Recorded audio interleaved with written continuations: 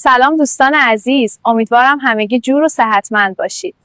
من یک دختر خانم افغان هستم و این کانال صدای دل را ساختم. متاسفانه در افغانستان برای دخترها فرصت کار خیلی کم است. هر دختری حق دارد مستقل باشد و برای آیندهش تلاش کند. من تصمیم گرفتم از همین راه رشد کنم و روی پای خود بایستم. چون تازه شروع کردم، شاید در اول محتوای خیلی حرفه‌ای نباشد. اما قول می‌دهم روز به روز بهتر شوم و محتوای بهتر بسازم.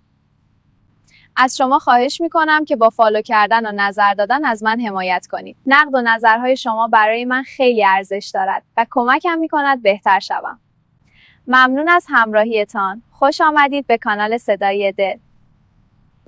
سابسکرایب یادتان نرو. دوستتان دارم هم. سلام دوستان عزیز، امیدوارم همگی جور و صحتمند باشید. من یک دختر خانم افغان هستم و این کانال صدای دل را ساختم. متاسفانه در افغانستان برای دخترها فرصت کار خیلی کم است.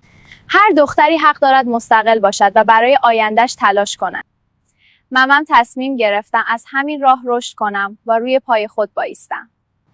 چون تازه شروع کردم، شاید در اول محتوای خیلی حرفه‌ای نباشد.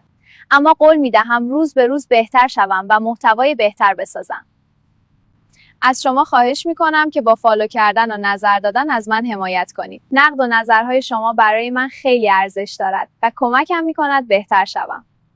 ممنون از همراهیتان. خوش آمدید به کانال صدای دل. سابسکرایب یادتان نرو. دوستتان دارم هم.